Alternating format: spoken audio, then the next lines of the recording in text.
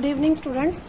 तो चलिए हम हमारे जर्नल के टॉपिक को आगे बढ़ाते हैं और कुछ और जर्नल एंट्रीज सीखते हैं कैसे पास की जाती है। जर्नल में किस तरह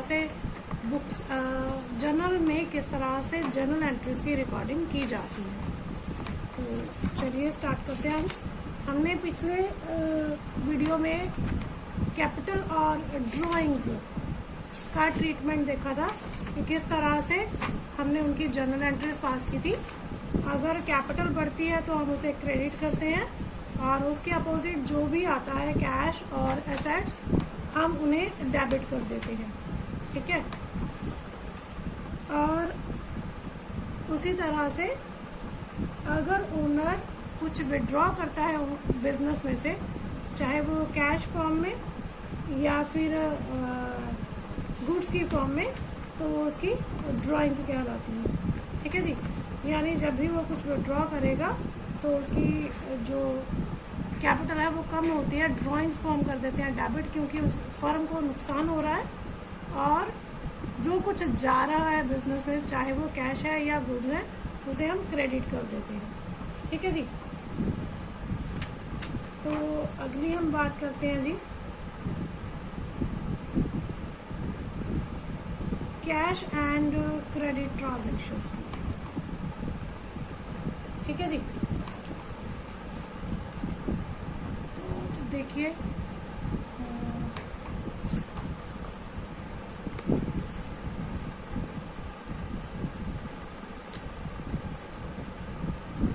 goods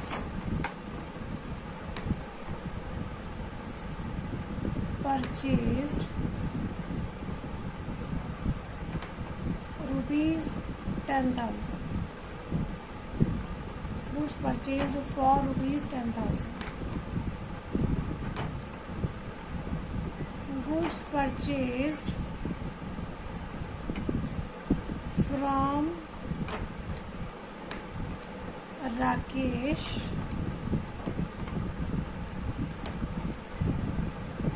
for rupees 10,000 on cash.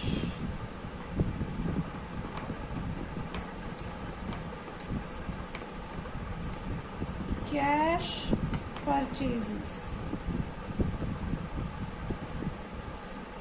ठीक है जी। अब देखिए ये जो हम परचेज शब्द का इस्तेमाल करेंगे गुड्स की जगह पर करेंगे। ठीक है। तो हमने परचेज को तो डेबिट करना है। पहले हम कॉन्सेप्ट क्लियर करते हैं, उसके बाद हम जर्नल एंट्रीज की तरफ बढ़ेंगे। ठीक है। तो इन तीनों ट्रांजैक्शन में एक ही बात कही गई है, क्या कि हमने गुड्स तो परचेज की।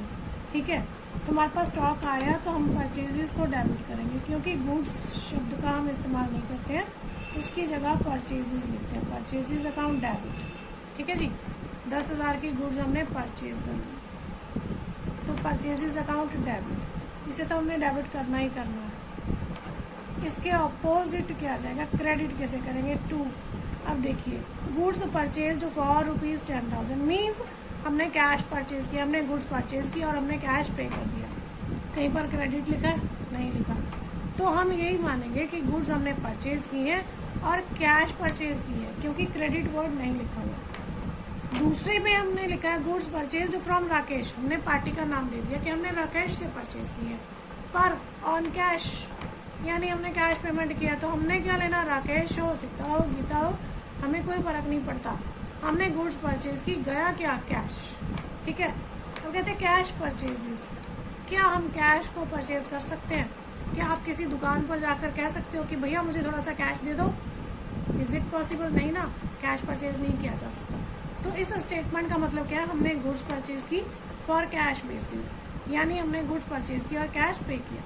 तीनों ही स्टेटमेंट में हमने कैश पे किया है और हमने गुड्स परचेज की, चाहे वहाँ पर पार्टी का नाम है चाहे वहाँ पर नहीं है। लेकिन अगर कहीं पर हमें क्रेडिट शब्द का इस्तेमाल नहीं किया गया है तो फिर हम उसे कैश ही मानेंगे।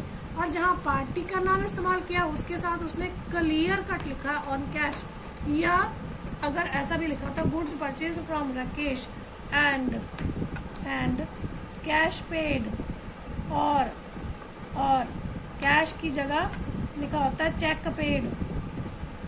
इसका मतलब हमने पेमेंट कर दिया, गया पैसा, ठीक है। तो उस केस में भी हम कैश ट्रांजैक्शन ही कंसीडर करेंगे। तो यहाँ पे हमारी एंट्री हो जाएगी purchases account debit to cash account, ठीक है जी। एक कॉन्सेप्ट हमारा ये है। दूसरा कॉन्सेप्ट, गुड्स परचेज्ड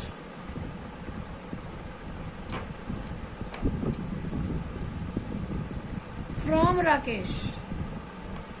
अभी हम ये वाले स्टेटमेंट को भूल जाते हैं, इस स्टेटमेंट को याद नहीं रखते।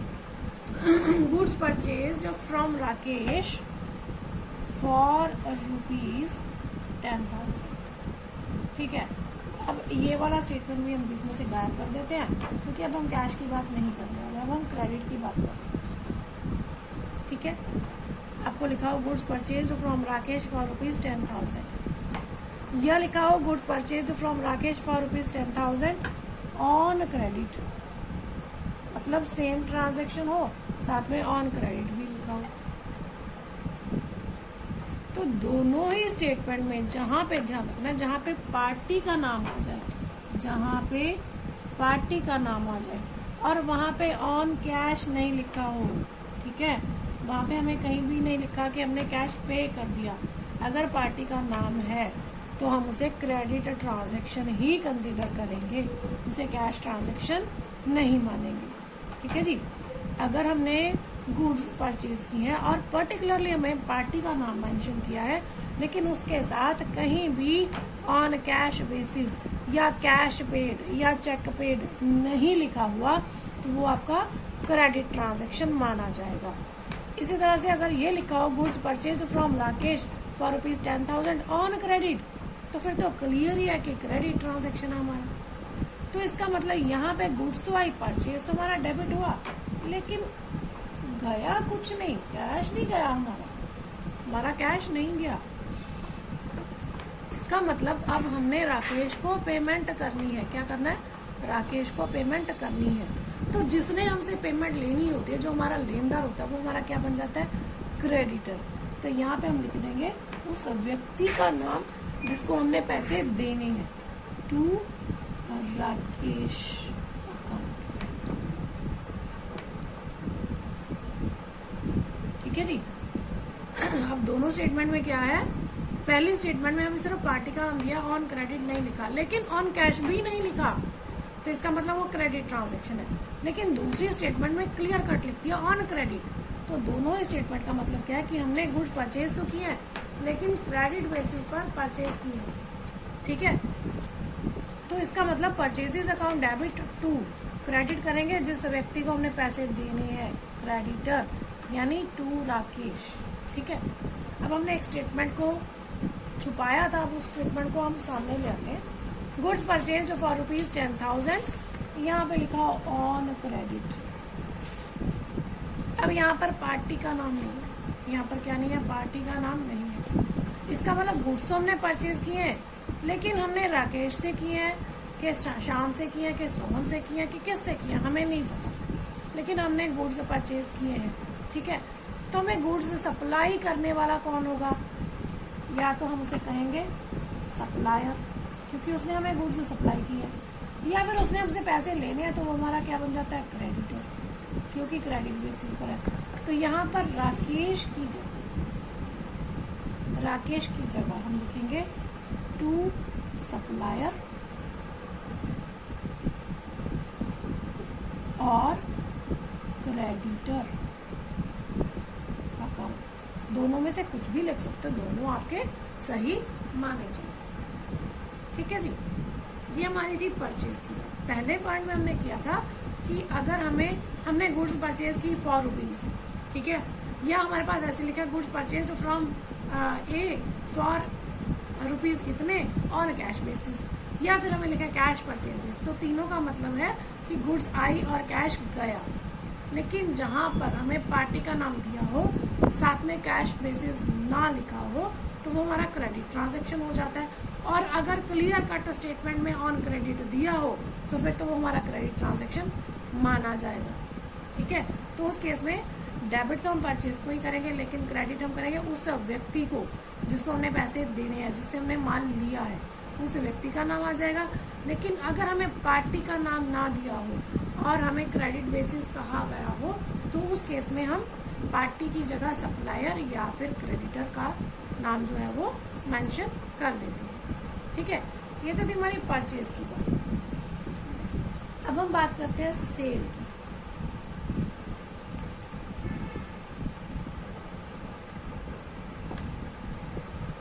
सेम चीज है, बस यहाँ पे रिवर्स हो जाएगा, उल्टा हो जाएगा। वहां पे हमने गुड्स की जगह परचेज शब्द का इस्तेमाल किया, यहाँ पे हम सेल्स शब्द का इस्तेमाल करेंगे। ठीक है, गुड्स सोल्ड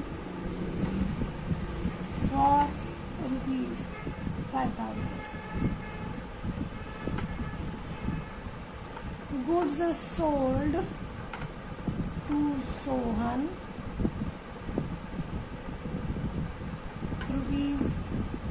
₹5,000,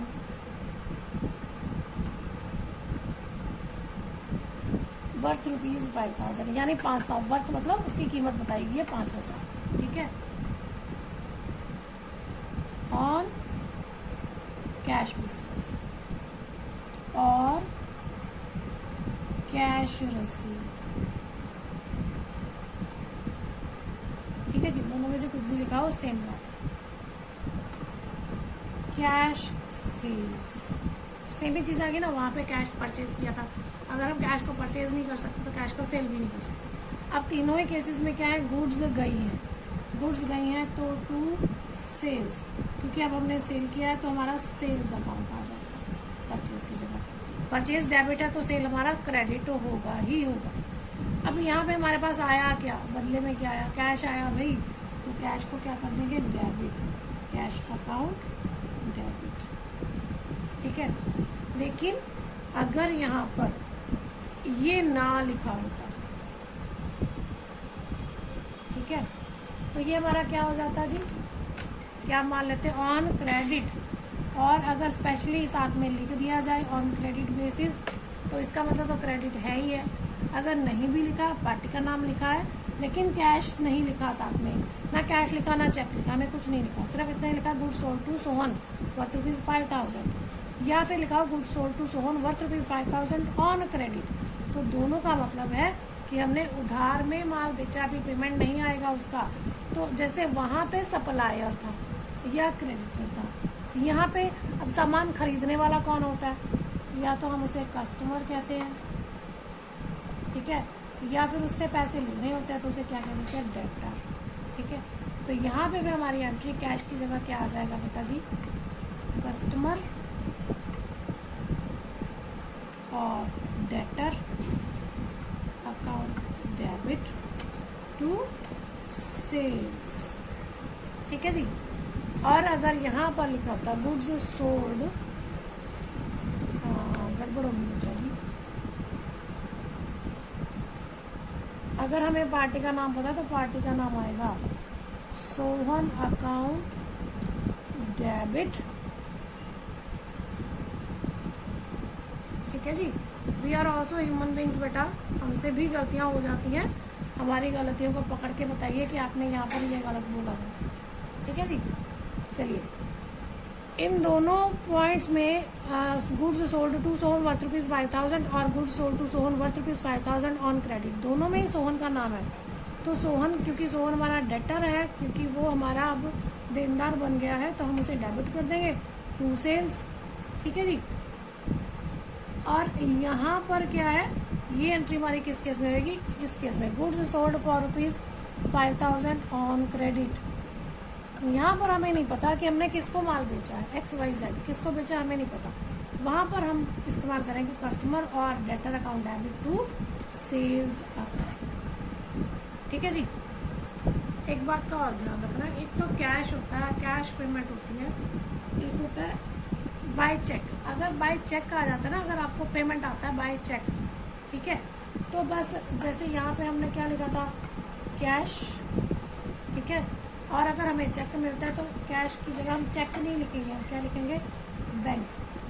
चेक की जगह क्या लिखेंगे, bank, bank account debit to sales account. ठीक है जी, तो ये थी हमारी परचेज और सेल से रिलेटेड ट्रांजेक्शन्स। देखते हैं अगर हमारी कोई और भी क्रेडिट ट्रांजेक्शन है तो उसका कॉन्सेप्ट क्लियर किया, फिर हम क्वेश्चन की तरफ चलते हैं।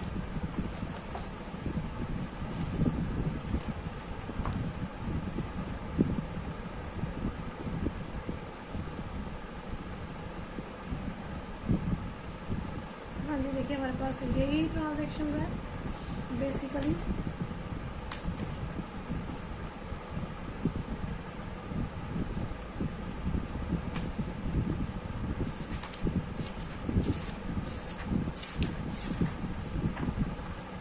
चलिए प्रैक्टिकल कर लेते हैं हम लोग।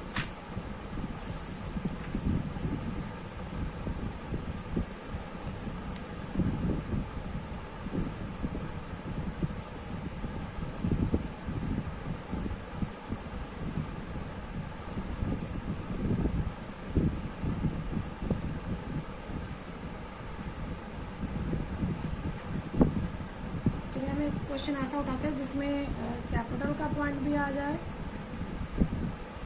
परचेज का भी आ जाए और सेल का भी आ जाए, ताकि हमारा थोड़ा रिवाइज हो जाए। हमने जर्नल की लाइनिंग जो है वो कर रखी है, हमारे पास ऑलरेडी डन है। तो हम क्वेश्चन शुरू करते हैं। सबसे पहला कॉलम हमारा होगा डेट का, second column particular, third column आपका एलएफ का लेजर फॉलियो, फोर्थ कॉलम आपका debit amount and the last column credit amount. ठीक है जी। अब देखिए ट्रांजैक्शन एक बार हम लोग यहाँ से स्टडी कर लेते हैं, उसके बाद क्वेश्चन पे चलते हैं। Journalise the following transactions in the books of Gagan Narang. इसका मतलब गगन नारंग कौन है? ओनर। ठीक है, अब ध्यान रखना गगन नारंग यहाँ पे कहीं भी शब्द आएगा तो हमने गगन नारंग कहीं नहीं लिखना बुक्स में, क्योंकि ओनर की बुक्स में कभी भी ओनर का नाम नहीं आता है, उसके नाम की जगह कैपिटल या ड्राइंग्स शब्द का इस्तेमाल होता है। नाउ 2018 में उसने बिजनेस शुरू किया। अप्रैल 1 को started business with cash 40,000 goods purchased goods for cash. 4 तारीख को 7 तारीख को purchase goods from Gurpreet on credit. 8 तारीख को गुड्स सोल्ड फॉर कैश। 9 तारीख को goods sold on credit to Harpreet. 12 तारीख को गुड्स परचेज्ड। 16 तारीख को फिर परचेज्ड गुड्स फ्रॉम जय भगवान एंड 21 तारीख को परचेज्ड गुड्स ऑन क्रेडिट। ठीक है जी। चलिए क्वेश्चन करते हैं हम लोग। पहला हमारा स्टेटमेंट क्या कहता है? 2018। पहले हम यहाँ पे ईयर लिख लेते हैं 2018। ठीक है, और पहली ट्रांजैक्शन हमारी अप्रैल 1 पहली ट्रांजैक्शन कहती है स्टार्टेड बिजनेस विद कैश ₹40,000। तो बिजनेस में क्या आया? Cash, cash account debit. ठीक है जी।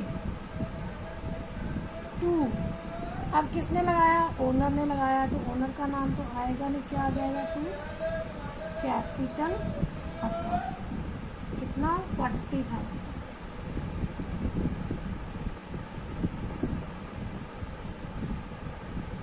बिल्कुल आपने उसी लाइन में सामने सामने लिखना है जहाँ पे आप एंट्री डाल दें। ठीक है जी।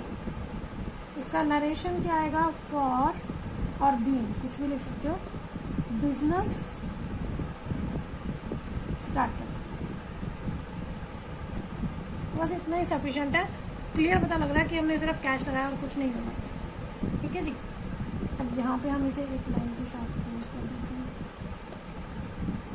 अगली ट्रांजैक्शन हुई हमारी अप्रैल 4 को।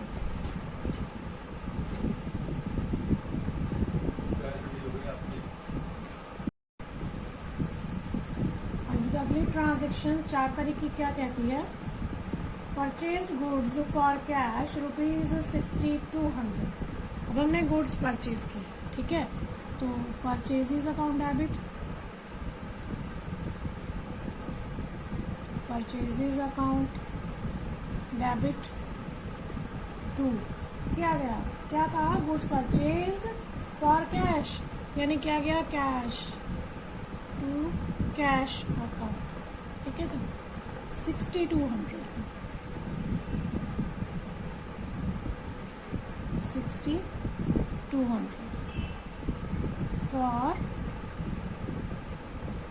goods purchased. ठीक है, चलिए एक और ट्रांजेक्शन हमारी कंप्लीट हुई। अगली पे चलते हैं। April 7, April 7 कहती है परचेज्ड गुड्स। April 7 कहती है purchased goods from Gurpreet on credit. Purchased goods from Gurpreet on credit.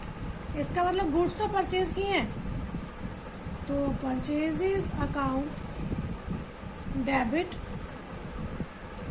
To किससे परचेज किया है? गुरप्रीत से। ऑन क्रेडिट बेसिस, यानी कैश तो हमारा नहीं गया, तो अब जो हमारा गुरप्रीत है वो हमारे लिए क्या बन जाता है? क्रेडिटर बन जाता है। और क्योंकि हमें उसका नाम पता है तो हम यहाँ पे गुरप्रीत को क्रेडिट कर देंगे, गुरप्रीत अकाउंट। ठीक है जी, कितने की है जी amount? 3800।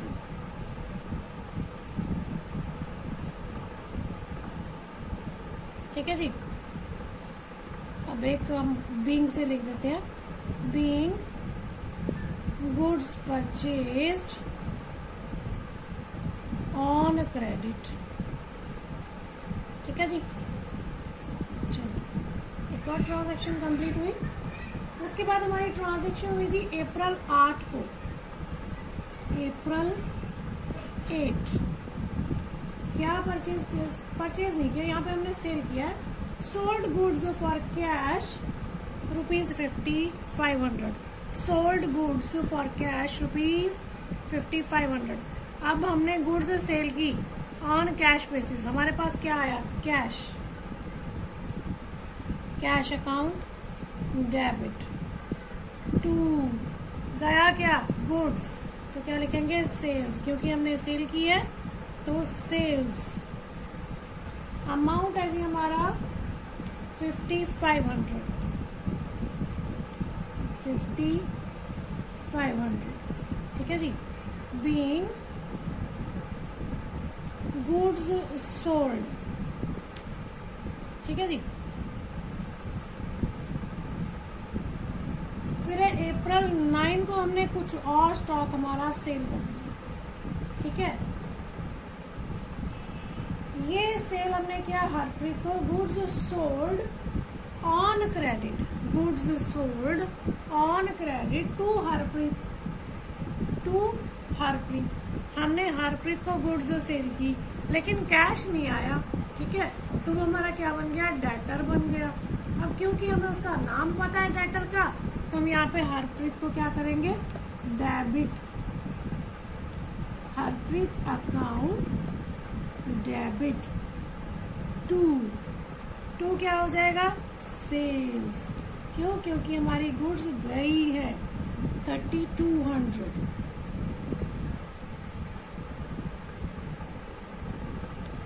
For goods sold on credit.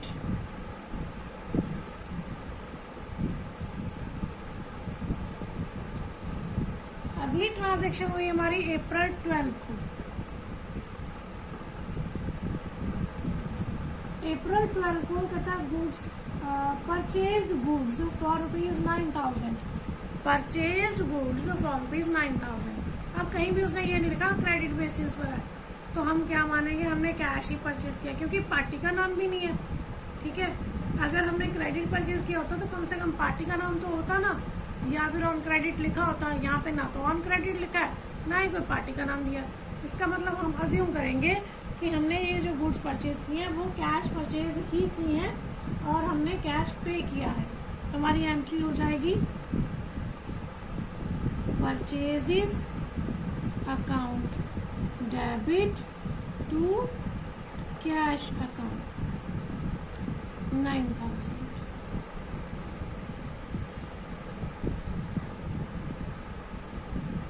For goods purchased ठीक है जी।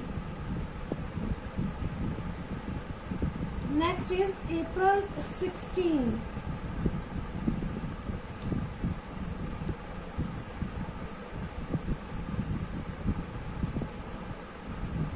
अप्रैल 16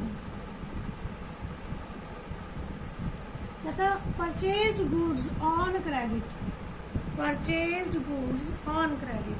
अब हमने परचेज तो किया है तो परचेजेस को तो डेबिट कर लेते हैं, परचेजेस अकाउंट डेबिट। बट उसने कहा ऑन क्रेडिट, पर हमें पार्टी का नाम नहीं पता, तो इसका मतलब हमें जिसने माल दिया वो कौन है, सप्लायर है।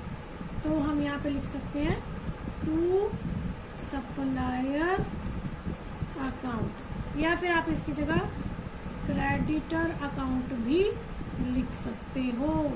ठीक है जी। 40 200 फॉर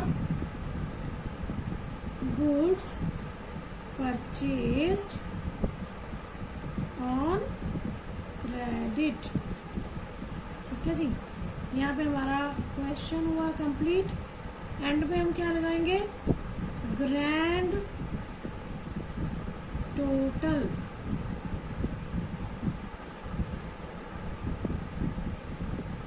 अब ये दोनों साइड का टोटल इक्वल आना चाहिए। और एक चीज और देखिए, मैंने बिल्कुल सीक्वेंस में लिखा है। अगर मैं इसका टोटल बिना कैलकुलेटर के लगाना चाहूँ तो बड़ी आसानी से लगा सकती हूँ।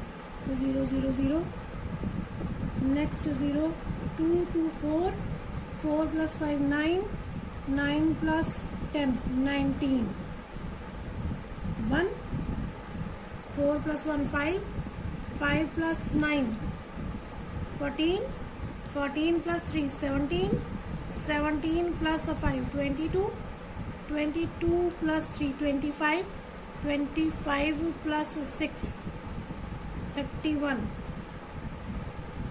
1 3 कैरी किया, 4 + 3 7।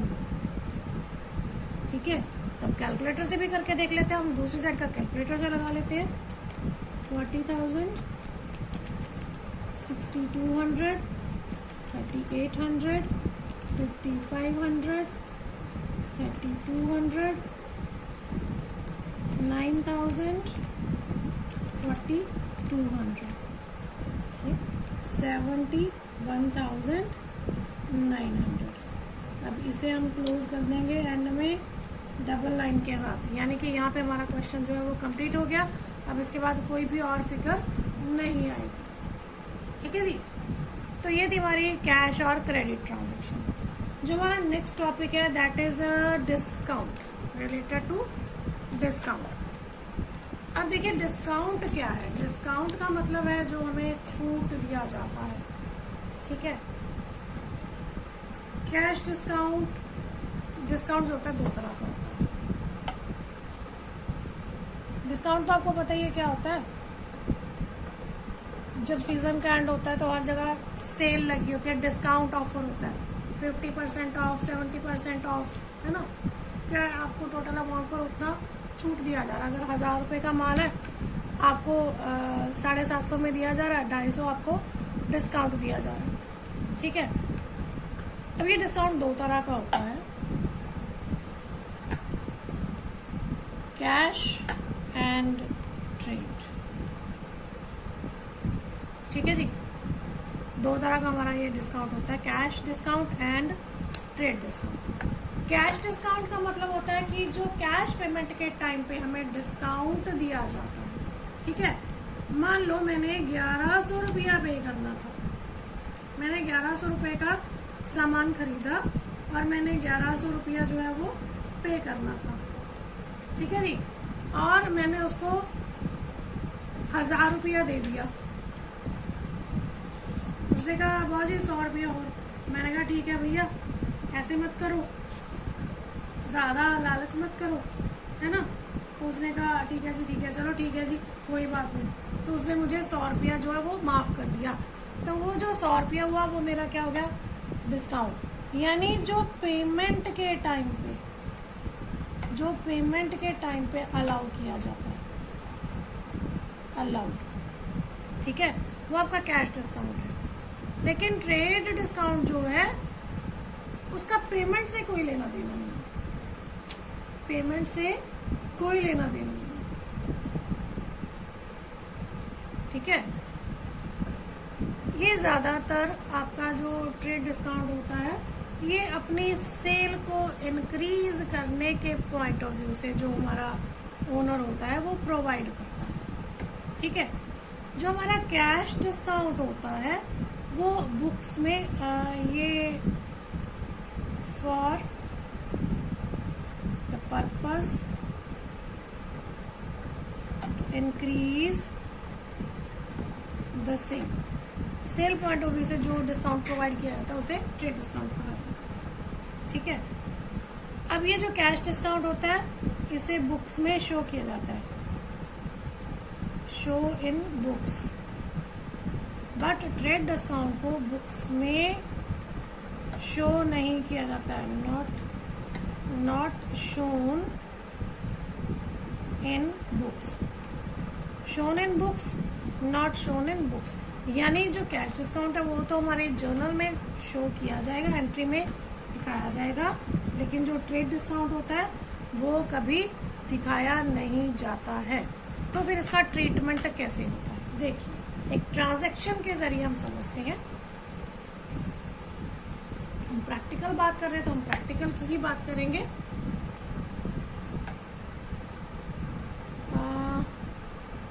Goods purchased for worth rupees 10,200, ठीक है, एंड अलाउड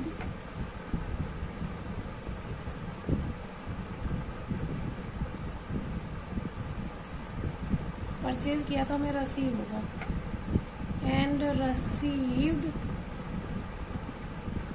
डिस्काउंट ₹200, यानी हमने 10,200 का माल खरीदा और हमें 200 रुपये का डिस्काउंट मिला। अब ये हमने कहीं भी पार्टी का नाम नहीं है, कहीं क्रेडिट बेस नहीं लिखा, मीन्स हमने कैश परचेज किया, ठीक है। तो हमारी एंट्री हो जाएगी purchases account debit to cash, ठीक है। अब देखो हमने माल कितने का खरीदा, 10,200 का, लेकिन हमने पे कितना किया, 10,000। तो 200 का क्या हो गया, हमें डिस्काउंट मिल गया जी, टू डिस्काउंट रसीव्ड अकाउंट कितना, 200। अब देखिए डेबिट साइड में भी 10,200 है, क्रेडिट साइड में भी 10,200 है, लेकिन वो हमने अलग अलग लिखा है क्योंकि यहाँ पे डिस्काउंट हमें रसीव हुआ है। इसी तरह से अगर हमने यहाँ पे गुड्स सेल की होती, अगर हमने सेल की होती तो फिर हमारी एंट्री बस उल्टी हो जाती, cash account debit discount allowed, यहाँ पे अब अलाउ हो जाता है, discount allowed account debit to sales. बात वही रहती, 10,200, कैश कितना आया 10,000 का, 200 का हमने डिस्काउंट अलाउ कर दिया, ठीक है जी। लेकिन अगर ये trade discount allowed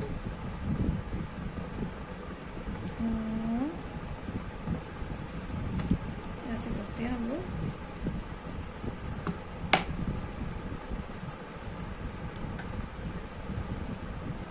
goods purchased from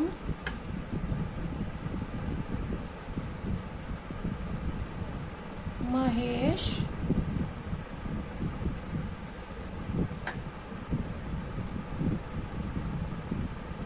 worth ₹10,000 and received 10% trade discount, 10% हमने ट्रेड डिस्काउंट रिसीव किया। अब यहाँ पे हमारा पहला काम क्या रहेगा, हम ट्रेड डिस्काउंट कैलकुलेट करेंगे। देखिए 10,000 है, 10,000 का हमें कितना मिलना है 10%, ठीक है। तो ये हमारा हो गया 1,000। इसका मतलब मुझे पेमेंट कितना करना है, सिर्फ 9,000 का। 1,000 का तो मुझे डिस्काउंट ही मिल जाना है, ठीक है। मुझे पेमेंट कितना है करना है 9,000 का। ट्रेड डिस्काउंट के केस में हमने बताया आपको कि वहाँ पे हमें ट्रेड डिस्काउंट को शो नहीं करना, तो हम जो जर्नल एंट्री पास करेंगे वो कुछ इस तरह से करेंगे। हम लिखेंगे परचेजेस अकाउंट डेबिट टू, अब यहाँ पे कैश बेसिस नहीं लिखा तो हम क्या लिखेंगे, टू महेश, क्योंकि हमने महेश से खरीदा है, वो हमारा क्रेडिटर बन गया, महेश अकाउंट। अब यहाँ पे हमारा अमाउंट जो है ना ट्रेड डिस्काउंट माइनस करके जो है वो अमाउंट आएगा, लेकिन हम नरेशन में क्लियर करेंगे for goods purchased on credit and 10% trade discount रसीद, ठीक है जी। समझ आ गई बात? चलिए इसके बाद एक पॉइंट और समझते हैं। सेल के केस में बस उल्टा हो जाएगा, महेश को डेबिट कर देंगे, सेल को क्रेडिट कर देंगे, amount exact amount trade discount minus करके जो अमाउंट आएगा वही वहां पे शो किया जाएगा, ठीक है जी।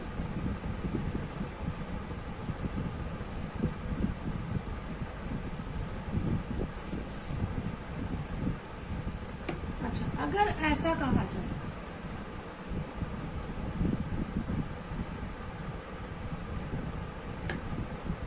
Paid rupees 4850 to Geeta in full settlement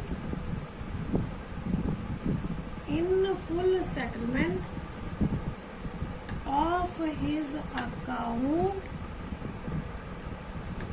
rupees 5,000। अब इस स्टेटमेंट का मतलब क्या है?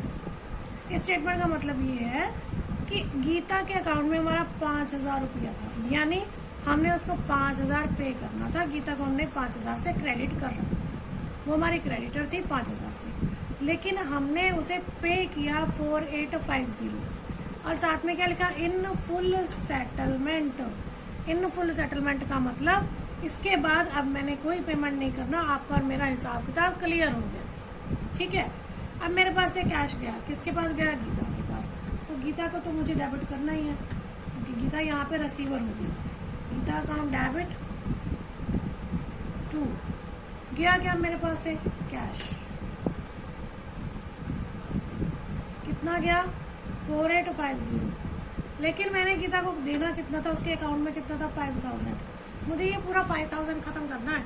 इसका मतलब जो पेंडिंग रिमेनिंग अमाउंट है, क्योंकि इन फुल सेटलमेंट था, वो मेरा क्या बन जाएगा, डिस्काउंट रसीद, यानी मुझे उतना डिस्काउंट मिल गया। 5,000 में से 4850 माइनस करेंगे, माइनस 4850 150, ठीक है। For cash received from Geeta in full settlement, ठीक है जी,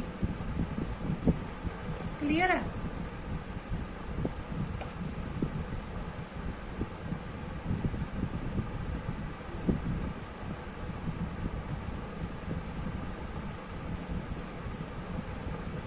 चलिए एक पॉइंट और लेते हैं हम लोग।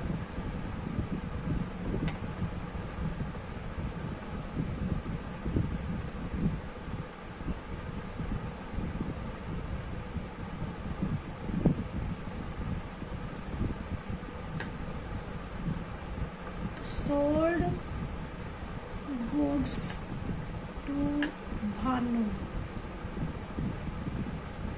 sold goods to Bharman of rupees 10,000 and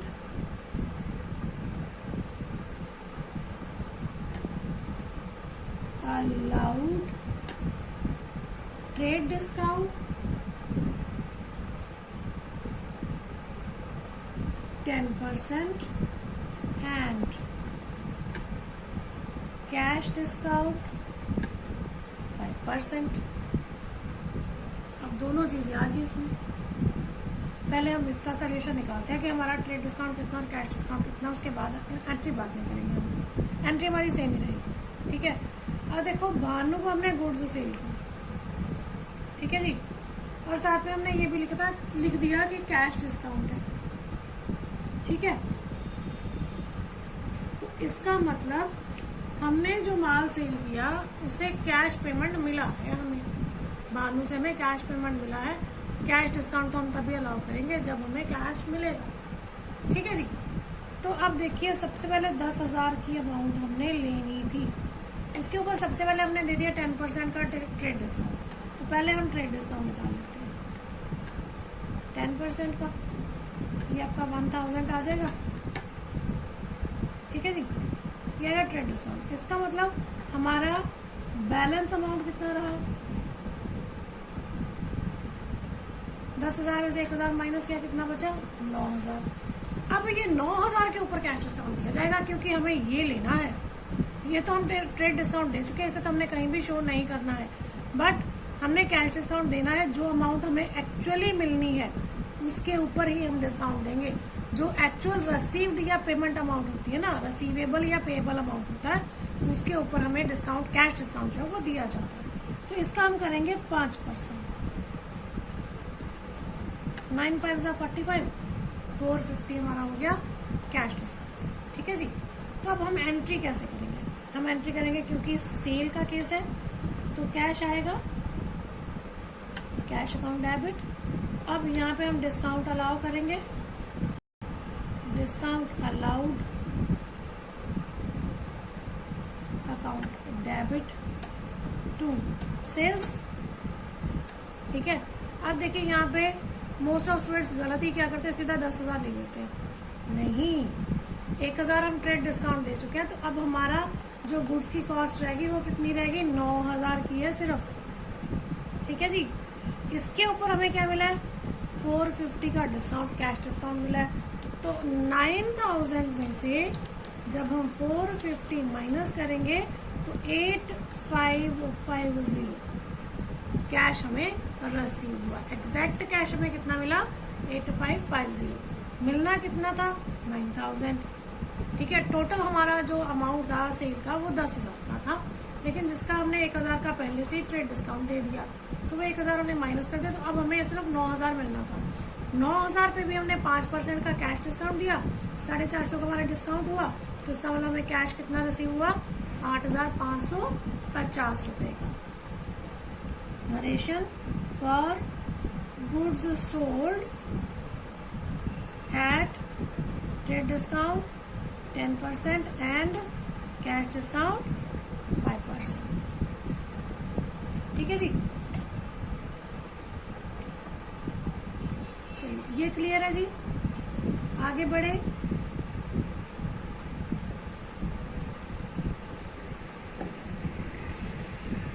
चलिए इसी में हमारा एक पॉइंट और आता है,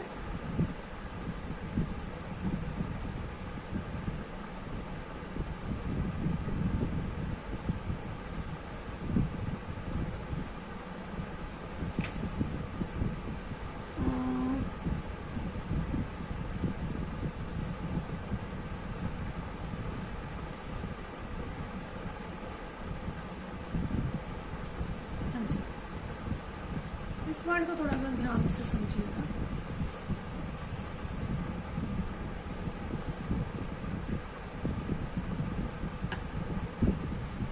पेड कैश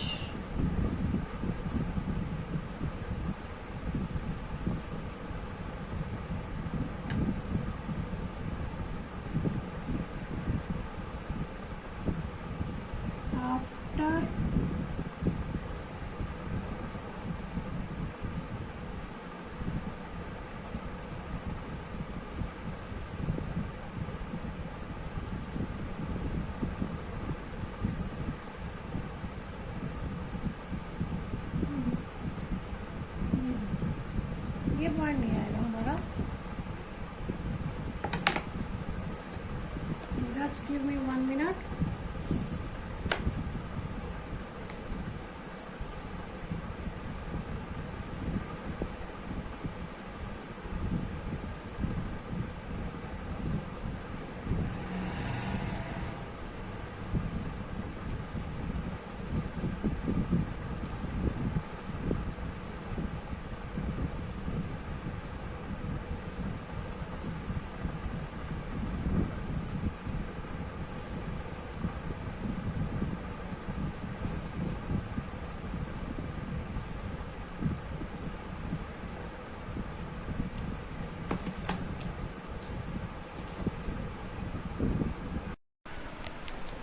हाँ जी, तो देखिए पेड ₹2400 टू रवि।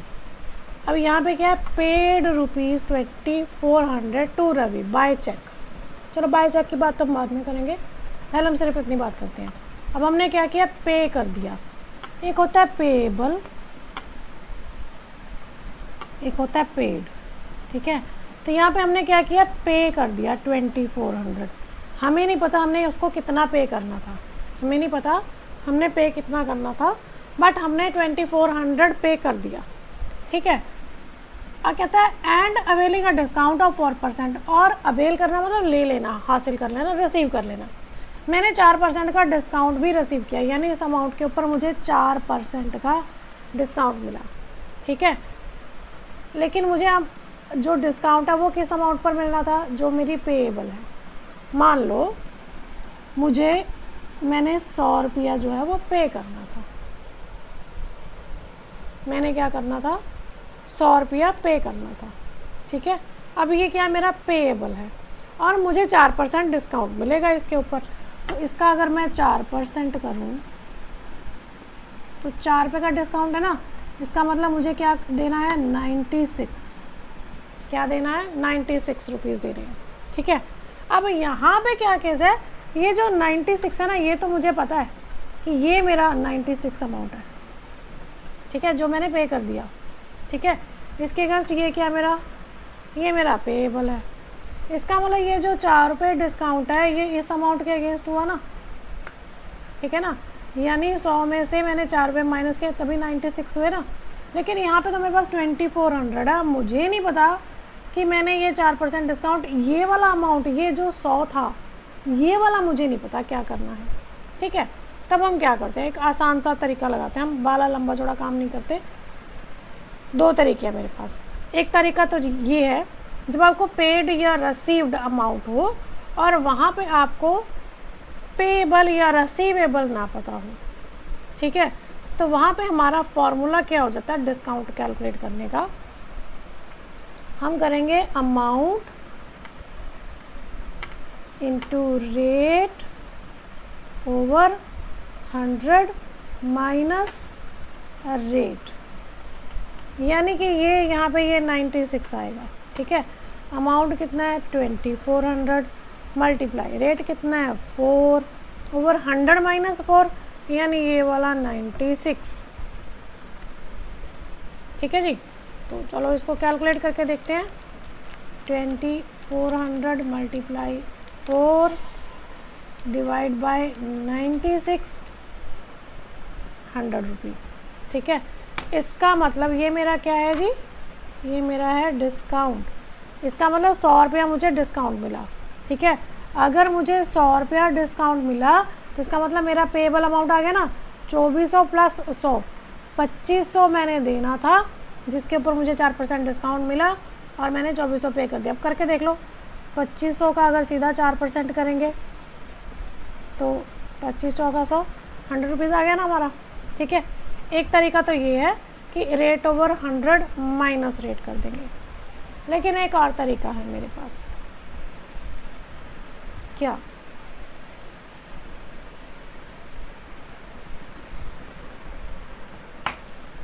ये मेरा पेएबल अमाउंट है, मुझे पे कितना करना है मुझे नहीं पता। ये मेरा पेड अमाउंट है 2400 है, मुझे पता है कि मैंने इतने पैसे दे दिए, ठीक है। अब ये जो है 4% जो है वो मेरा डिस्काउंट है। 4% मतलब 4/100, ठीक है। ये क्या है मेरा डिस्काउंट है 4/100। अगर हम इसको कट कर दें तो ये मेरा क्या हो जाएगा 1/25, 4/25 100, ठीक है 1/25। अब ये जो डिस्काउंट है ये मेरा किसके ऊपर है, पेड अमाउंट के ऊपर है ना, लेकिन मुझे क्या चाहिए, मुझे पेएबल के ऊपर चाहिए। क्या चाहिए, पेएबल के ऊपर। तो मैं क्या करती हूँ, मैं इधर आ जाती हूँ, ठीक है। अब ये जो है ना 1/25 हम इसे अज्यूम कर लेते हैं A/B। अगर हमें इधर से इधर आना है ना तो हमारा फॉर्मूला हो जाएगा A/B माइनस A।